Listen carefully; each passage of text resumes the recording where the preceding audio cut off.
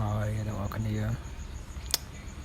វីដេអូថ្មីសូប្លុកឯងនេះគឺមានតែចេញវីដេអូការមកញ៉ាំខ្ញុំចុកគាត់គឺសូគាត់លក់ដាច់មែនតែនបាទមិនតែលេងសើទេគឺត្រង់ជួលទិញបាទហើយនេះដល់វេនខ្ញុំម្ដងឯងថ្ងៃនេះចង់សាក់ស្លក្រីម្ដងបន្ទាប់ពីគេងអស់180ម៉ោងឯងគេងម៉ាហ្នឹងខ្ញុំត្រូវក្រោកយកម៉ូតូមកដូរប្រេងបាទសូដូរប្រេងបាទហើយតមកយើងនឹងគម្រោងចង់ទៅមើល sunset នៅអីគេវងមួមច្ឆា and then ចង់ទៅទិញតបចឹងចេះពីហ្នឹងយើងនឹងទៅលាងម៉ូតូសិនម៉ូតូសឹកដីទុកចោលយូរហើយយើងចូលមកកន្លែងលាងម៉ូតូសិន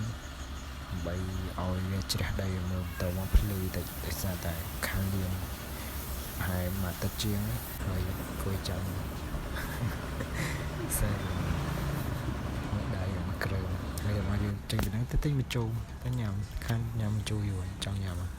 ហើយកន្លែងគាត់លក់របស់ច្រើនណាស់តែអត់បានទិញចង់ញ៉ាំម្ជូរសូនេះម្ជូរហើយចេញពីហ្នឹងទៅផ្សារទៅទិញនេះសួរដល់ខ្លួនកក់សក់អីហ្នឹងសូហ្នឹងឯងអ្នកនរគ្នាហើយនេះដល់យើងមើលលេងតាមផ្លូវបាទខ្ញុំដាក់វីដេអូផ្សេងខ្លះចូល copyright នៅក្នុង YouTube អូយថយហ្មងមែនហត់នៅខ្លាំងហើយបាទ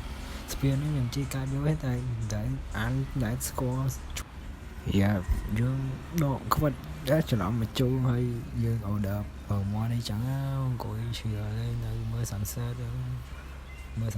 ដល់ពេលវារៀងព្រះអាទិត្យនឹងចូលតិចព្រះច័ន្ទលេចមកហើយតែទូរស័ព្ទខ្ញុំថតដល់ឃើញទូពេកមើល sunset ផងមើលព្រះច័ន្ទផងខប់ស្រី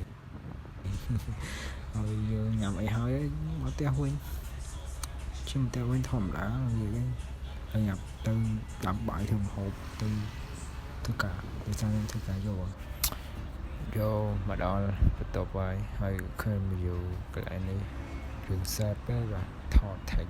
បញ្ចប់បិទវីដេអូរបស់យើងអរគុណអ្នកនរគ្នា